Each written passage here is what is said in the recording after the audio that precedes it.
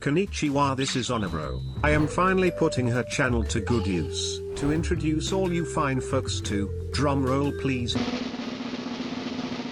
Kappamart, Bazooka. Take it away. Hey, I had an idea while pooping. What if we made keycaps for VTubers?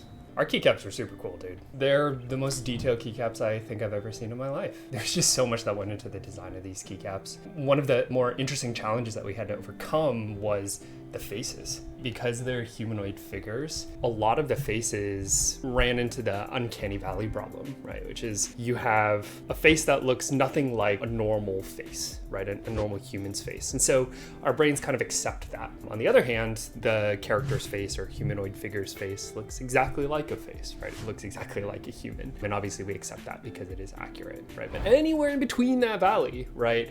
It gets weird, creepy and off-looking and off-putting, and it just looks a little funky, right, to our brains. And that was a problem we had to figure out. We had a ton of early mock-ups where the eyes were almost good enough, but not quite. That meant that the characters just looked off. And so we had to go through several design iterations and feedback conversations to figure out how do we make this look good? Obviously there's a balance that we needed to make, but we were able to input detail in other areas, but the face was really important because when you look at the keycap, the face is your focal point. It's the first thing you see. It's the first thing that matters. Making sure that the face was correct and simple yet readable and expressive was key for everything. And that's kind of one of the things that we just kind of had to think through. That's how we landed on kind of the emoji face. It was simple yet expressive, right? It was cute, right? Straight up, right? It looks adorable. I mean, it hit all of our needs and all of our goals for what we were looking for.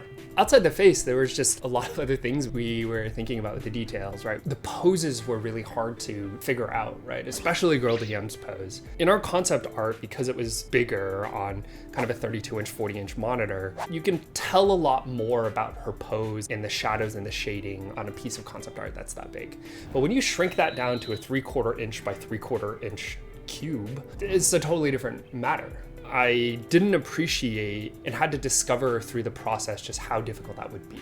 And in particular, you just lose a lot of fine detail, right? You can't like zoom in super hard and see a lot of those things. And one of the pieces of detail that we lost was her pose. And a lot of our concept pieces, it just looks like she's laying down with like her head at a 90-degree angle, which is just weird. And that was because we were losing a lot of the detail in the knees and in the torso and in the elbow space. And so it just made her look like she was reclining. It was a really awkward pose, really weird, but through the process, through thinking about it and through talking about it, we were able to kind of rectify that and get her into a more upright pose and kind of bend her knees accordingly and make her look like she's sitting and not laying down. There are earlier iterations too, you'll notice in her concept art, where she's also holding a wine glass. Again, at that larger scale, that works. Right? It's super cool. You have all this little detail, but at a smaller scale, it just loses all sense of, semblance of what the heck this thing is. You couldn't really tell it was a wine glass, that she was drinking wine. It just kind of looked like a blob. And so we eventually just scrapped that, made it simpler, decided to replace it. And I remember there were also 4 cauldrons instead of 2.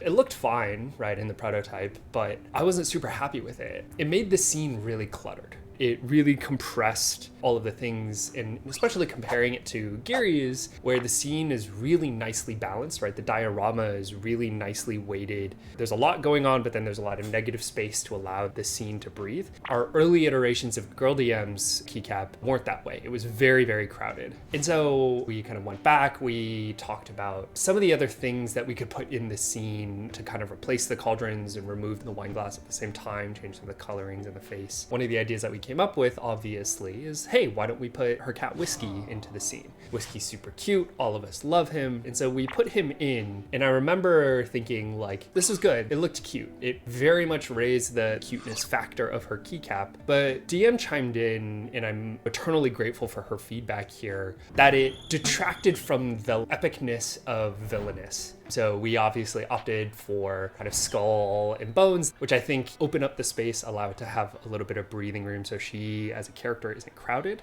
but also allow the vibes to kind of maintain throughout the scene. Whereas in contrast, Giri's keycap is just cute all the way through. One of the big inspirations for me when I was thinking about the design of this was Pokemon Concierge, right? It's those same vacation vibes, right? Obviously, we've all seen the streams too, right? And so it just had those vibes kind of throughout. That's what inspired a lot of the scenes, right? Inspired a lot of the conversation. Obviously, we had to include Onibro. Obviously, we had to include Pom Pom. And the scene kind of built itself from that. One of the more interesting problems we had to do some iteration on was Pom Pom. In the conversation that we had with our design partners and manufacturers, the fact that Pom Pom wasn't just white, but that cream colored didn't quite make it across, right? And it was entertaining because the first photos of the prototype we got, he was pure white. When you have something white, it blows out all the shadow and detail, especially kind of the first iteration they had. He was like a stark white dog and his face was flat.